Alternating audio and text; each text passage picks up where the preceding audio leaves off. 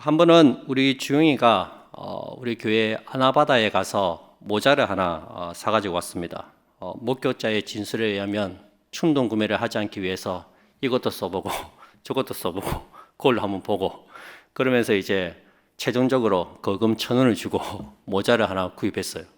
근데 거기 계신 이 집사님이 또 이렇게 단골을 유치하기 위해서 장난감을 또 하나 덤으로 하나 끼워줬습니다. 근데 그 장난감이 우리 주인이가 굉장히 좋아하는 장난감이에요. 그래서 애가 이걸 받고 얼마나 좋아하든지 누나한테 자랑을 하는 거예요. 누나 이거 봐, 내 모자 샀는데 집사님이 이 장난감을 끼워줬어. 막 그렇게 자랑했어요. 그랬더니 누나가 지영아, 너 그거 아나바다에 낸 건데 왜 다시 가져왔어? 자기가 낸 건데 낸 건지도 모르고 그래서 다시 가져받아온 거예요. 요즘 20대, 30대 가운데서 이 건망증 환자가 급증을 하고 있다고 합니다. 휴대폰을 어디다 놨는지도 모르고 그거 찾는다고 온 집안을 뒤집고 다닙니다. 또 우산이나 쇼핑백을 공중 화장실에 또 놔두고 나오는 경우도 종종 있습니다. 그리고 뭔가를 검색하려고 인터넷 창을 켰는데 이게 갑자기 기억이 안 나는 거예요. 그래서 뭐 인터넷 창을 닫는 경우도 있고 또 억울은 아는데 갑자기 이름이 안 떠오르는 또 그런 경우도 있습니다. 이런 일시적인 기억 상실증은 스트레스 때문에 일어나기도 하고 또 기술의 발달로 뇌를 많이 사용하지 않아서 또 그런 일들이 일어난다고 합니다. 우리가 필요한 정보를 암기하기보다는 뭐 스마트폰이나 컴퓨터에 다 저장을 해 놓으니까 요즘 웬만한 거는 뭐 전화번호나 뭐 길 찾는 것도 내비를 보면 되니까 그런 것들을 이제 평소에 생각을 잘 하지 않으니까 이제 이 전두엽이 점점 이게 뇌가 점점 퇴색되면서 그렇게 기억력이 조금씩 감퇴간다는 겁니다. 이런 우리가 아무리 잊어버리고 까먹어도 신앙생활에서 반드시 기억해야 할 중요한 진리가 있습니다. 베드로는 오늘 그 중요한 진리를 우리들에게 가르쳐주고 있습니다. 특별히 오늘 본문 말씀은 죽음을 앞둔 노사도의 마지막 유언과도 같은 말씀입니다. 우리 13절에 보시면 내가 이 장막에 있을 동안에 너희를 깨워 생각하게 함이 옳은 줄로 여기노니 베드로는 지금 자신이 장막에 거주하고 있다고 말합니다. 여기서 장막은 이 세상을 살아가는 자기 육신, 자기 육체를 두고 하는 말입니다. 이 베드로 후서를 쓴 무렵에 베드로의 나이가 상당히 많이 들었습니다. 베드로는 자신이 얼마 살지 못할 것이라는 것을 잘 알고 있었습니다.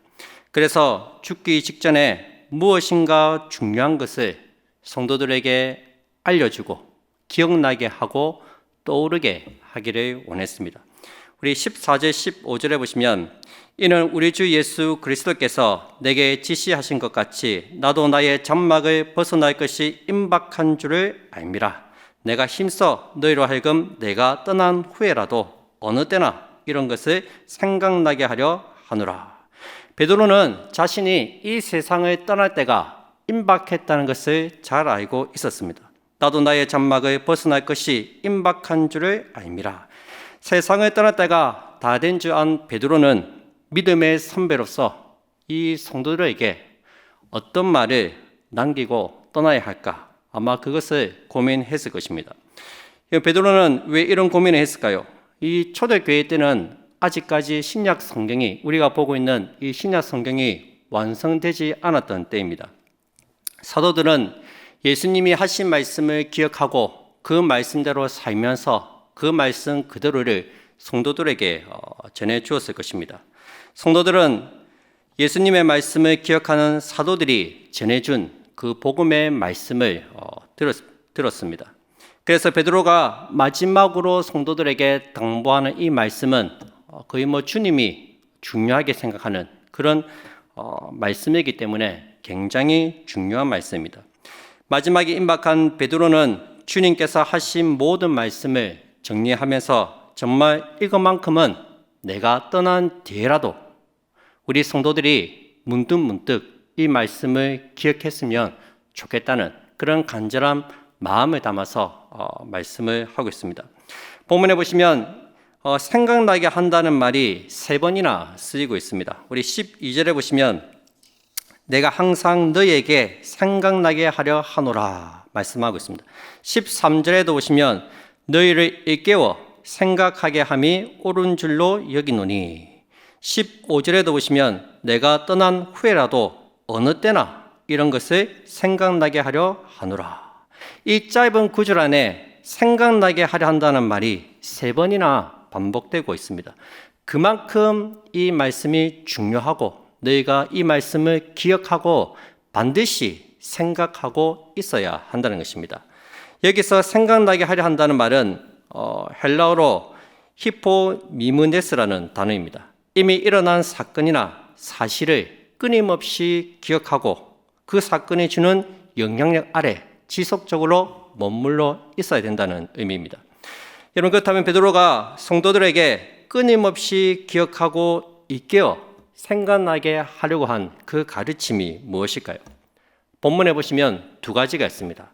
12절과 15절에서 말씀하고 있는데 먼저 12절 말씀을 함께 보도록 하겠습니다. 우리 다 같이 한번 12절 말씀을 함께 읽도록 하겠습니다. 시작.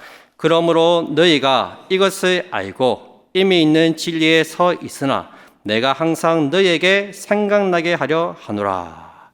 아멘. 보시면 제일 앞에 그러므로라고 접속사가 붙어 있습니다. 그러므로 너희가 이것을 알고, 그러므로 말 그대로 11절까지 1장 1절부터 11절까지 앞에 있는 내용들을 지금 가리키고 있습니다. 이 전반부에서 베드로는 성도들이 가진 보배로운 믿음에 대해서 말했습니다. 지금 이 편지를 읽고 있는 초대교회 신자들, 이 사람들에게도 베드로가 가지고 있던 동일한 보배로운 믿음을 소유하고 있었습니다. 우리 한번 1절에 보시기 바랍니다. 베드로서 1장 1절에 보시면 예수 그리스도의 종이며 사도인 시몬 베드로는 우리 하나님과 구주 예수 그리스도의 의를 힘입어 동일하게 보배로운 믿음을 우리와 함께 받은 자들에게 편지하노니. 지금 이 서신을 받아들고 있는 성도들도 베드로와 동일한 보배로운 믿음을 가지고 있다고 지금 말하고 있습니다. 그리스도의 의로 우리는 구원받은 하나님의 자녀가 되었습니다. 그런데 이 보배로운 믿음을 가진 성도들에게 베드로는 지금 권면하고 있습니다. 너희 믿음이 십자가에서 멈춰서는 안 되고 이 믿음을 더욱더 키워 나가야 된다. 그래서 신성한 성품에 참여하는 자가 되어야 한다고 말하고 있습니다. 5절부터 보시면 그러므로 너희가 더욱 힘써 너희 믿음의 덕의 지식을, 지식의 절제를, 절제의 형제 우애를, 형제 우애의 사랑을 더하라. 베드로는 우리가 가지고 있는 이 보배로운 믿음, 예수님을 통해서 구원받고 하나님의 자녀가 된다는 이 귀한 믿음, 이신칭의의 교리, 이 믿음에 머물러 있어서는 안 되고 이 믿음을 계속해서 키워 나가야 한다고 말하고 있습니다. 그냥 예수 믿으면 천국 간다, 끝. 그게 끝이 아니라 이제는 네가 구원받은 하나님의 자녀가 되었으니까, 구원 얻는 그 보배로운 믿음을 소유하게 되었으니까 그 믿음에 덕을 더하고, 그 믿음에 지식을 더하고, 그 믿음에 인내와 사랑을 더해 가라고 말씀하고 있다는 것입니다. 여러분, 성경은 우리가 구원받고 천국 가는 믿음을 소유한 것으로 다 되었다고 말씀하고 있지 않습니다. 그 보배로운 믿음을 가졌으니 이제는 그 믿음을 키워 나가야 한다고 말씀하고 있습니다. 우리의 믿음이 십자가에서만 멈춰 있는 것이 아니라 이 십자가를 통과해서 하나님께로, 이 십자가를 힘입어 하나님께로 더 가까이 나가고 그리스도의 장성한 분량에까지 이르기를 원한다는 것입니다. 믿음의 덕을 더하고 덕의 지식을 더하고 지식의 절제를, 절제의 형제 우애를 더해 가라는 것입니다. 그래서 결국 우리의 믿음이 최종적으로 사랑으로 충만해질 것을 요구하고 있다는 것입니다. 우리는 사실 예수님을 사랑한다고 당당하게 말할 수 있습니다. 그런데 형제를 사랑한다고는 당당하게 말하기가 참 어렵습니다. 누구는 사랑한다고 말하지만 누구는 자신 있게 사랑한다고 말할 수 없기 때문입니다. 우리의 믿음이 이 형제를 사랑하는 그 자리에까지 나아가야 된다는 것입니다. 예수님처럼 자신을 박해하고 못 박은 자들을 향해서 용서의 기도를 드리는 그 수준에까지 우리의 믿음이 자라가야 된다는 것입니다. 물론 하루아침에 그런 자리에까지 올라가는 것은 쉽지 않습니다. 단계가 있습니다. 덕과 지식, 절제와 인내, 그렇게 우리의 믿음에 한 단계씩 더해 가야 합니다. 우리의 믿음에 덕을 더해야 됩니다. 저 친구 참 믿음은 좋은 것 같은데 영 성품이 좀 사람 됨됨이가 이런 말을 들으면 안 된다는 거예요. 믿음도 좋을 뿐만 아니라 착한 사람, 좋은 사람이라는 말을 들을 수 있어야 됩니다. 그냥 믿음이 아니라 우리의 믿음에는 절제가 있어야 되고 또 인내가 있어야 됩니다. 일이 뜻대로 되지 않아도 참고 이해할 수 없는 일이 일어나도 인내하는 믿음을 소유하고 있어야 합니다. 교회에 닥친 여러 가지 어려움과 문제 앞에서 낙심하고 불평하는 것이 아니라 그 가운데서도 하나님의 뜻이 있겠지. 하나님의 뜻을 구하고 감사를 놓치지 말아야 합니다. 베드로는 이 성도들의 믿음이 성장하고 예수님을 닮아가는 이 일에 더 많은 관심을 가지고 늘 이것을 생각하고 기억하면서 살아가기를 원했다는 것입니다. 여러분, 우리가 이것을 놓치게 되면 우리 역시 예수 믿은 이후에도 세상 사람들처럼 똑같이 세상 것을 구하고 추구하며 살아가게 될 것입니다. 구원받았으니 이제 다 됐다. 그러면서 믿음의 진보를 위해선 노력하지 않고 세상 사람들처럼 세상 욕심에 빠져서 그렇게 살게 될 것입니다. 그래서 베드로는 늘 이것을 기억하고 일깨어 정신 바짝 차리고 세상의 흐름에 따라 살지 말고 일깨어서 늘 이것을 생각하라고 권면하고 있는 것입니다. 여러분, 생각이 사람을 만들고 사람은 자신이 생각하는 것만큼 살아갑니다. 늘 거룩을 생각하는 사람은 거룩한 삶을 살아갑니다. 늘 들어온 것을 생각하는 사람은 늘 들어온 것만 추구하며 사는 것입니다. 아름답고 귀한 것을 생각하면 아름다운 인생이 될 것입니다. 사람은 무엇을 생각하느냐에 따라서 그 생각의 영향력 아래에 머무게 된다는 것입니다. 이 세상에서 잘 먹고 잘 사는 것만 생각하는 사람은 온통 부동산, 주식, 가상화폐만 생각할 것입니다. 대화의 주제도 늘 그 이야기들로만 대화를 채워나갈 것입니다. 요즘 20, 30대가 주식과 가상화폐 거기에 용어까지 다 끌어모아서 투기를 하고 있습니다. 나이 드신 어른들까지도 자신의 노후 자금을 불리기 위해서 뛰어들고 있다고 합니다. 우리가 이 복음의 진리를 놓치면 우리 역시 이 세상의 것을 바라보고 추구하면서 살아가게 될 것입니다.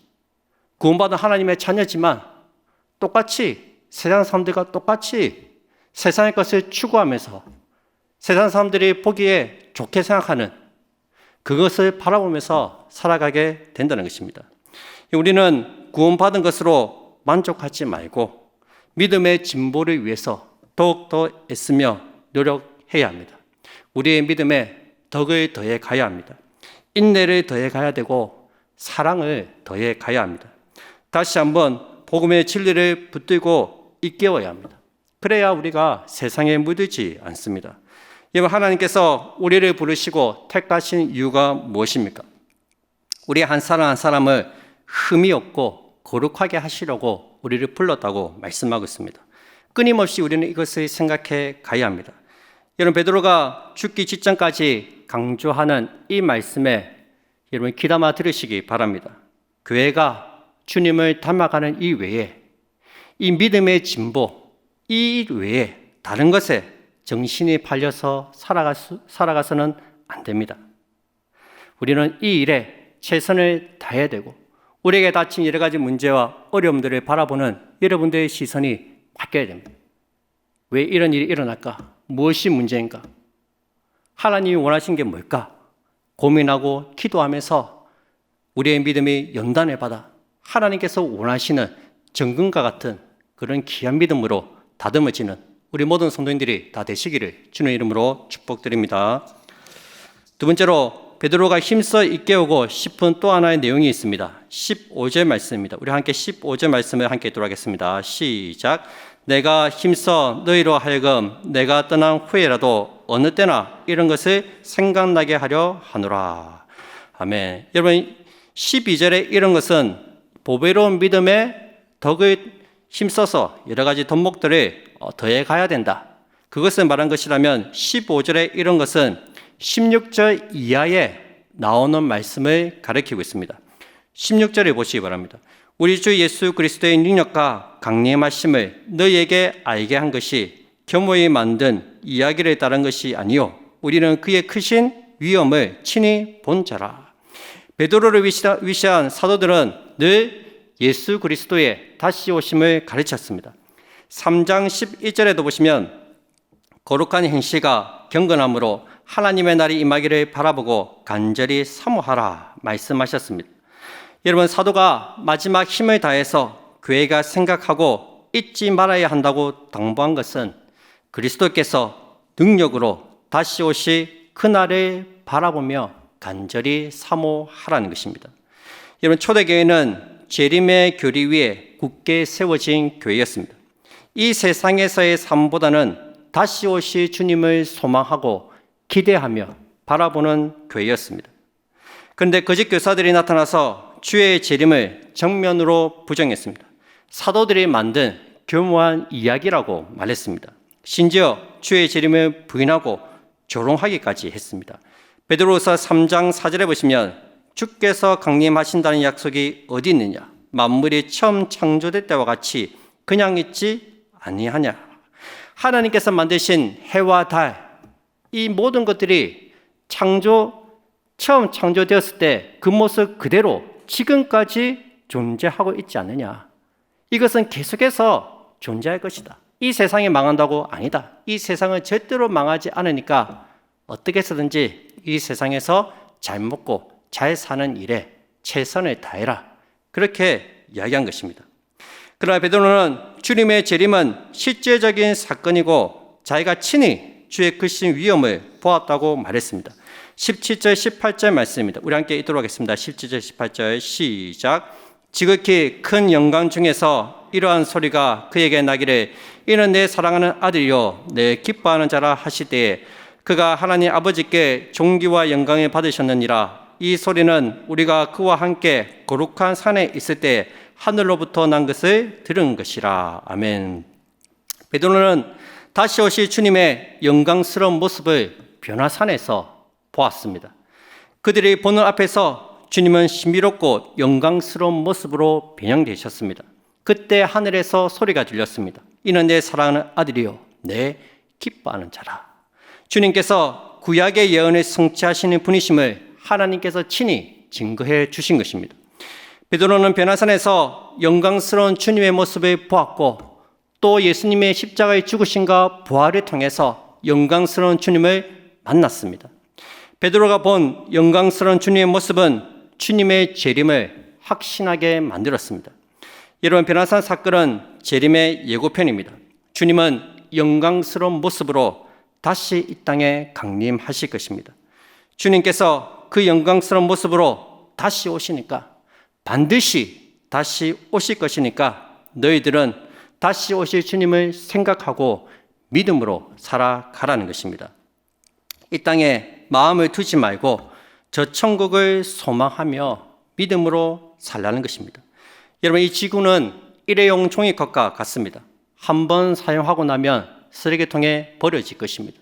하나님의 구원 역사가 다 이루어지고 나면 다 폐기 처분되고 새하늘과 새 땅이 새 예루살렘이 신부가 단장한 것처럼 이 땅에 내려오게 될 것입니다.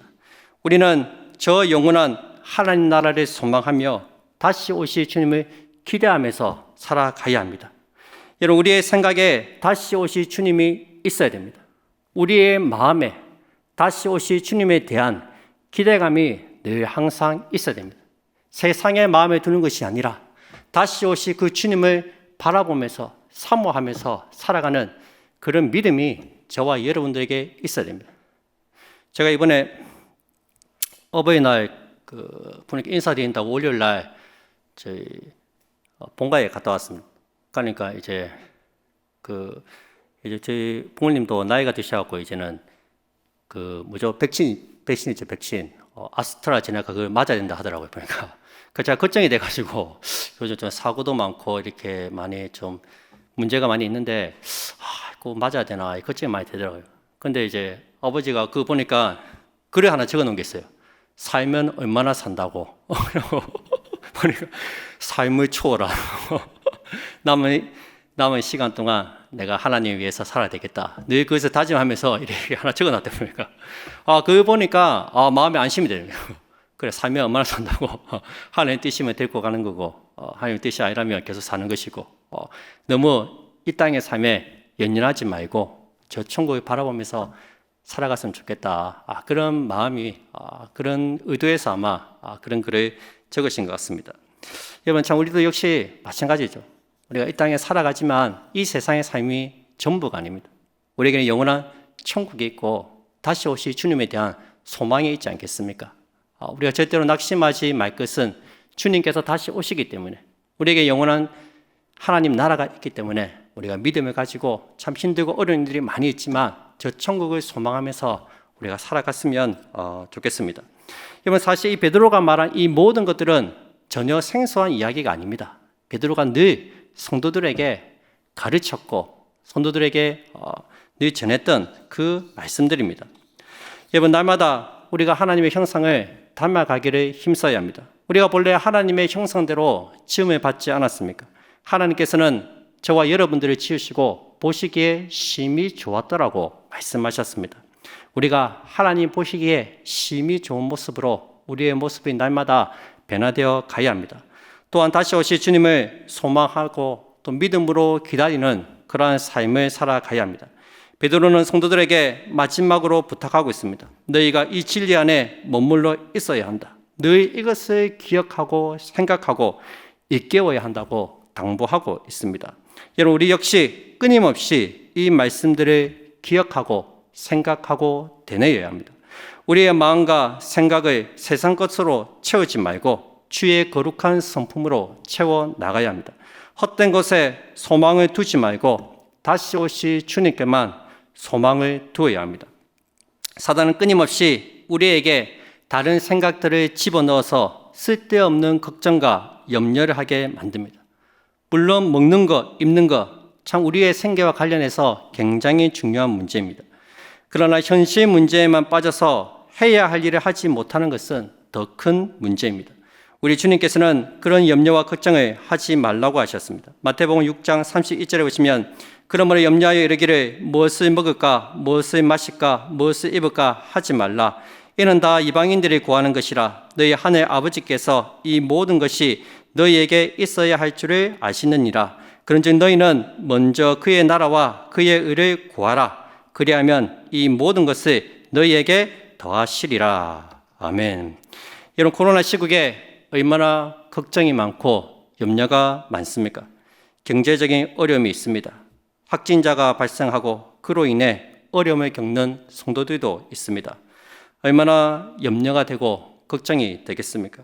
비록 힘들고 어려운 시간들을 보내고 있지만 이러한 이들을 통해서 우리가 더욱더 하나님을 알아가고 하나님을 더 깊이 경험하는 그런 시간들이 다 되었으면 좋겠습니다. 더욱더 우리의 믿음이 연단받고 다듬어져서 우리가 온전한 믿음의 사람으로 세워지고 다시 오실 주님을 더 많이 사모하는 우리 모든 성도들이 다 되시기를 주님의 이름으로 축복드립니다.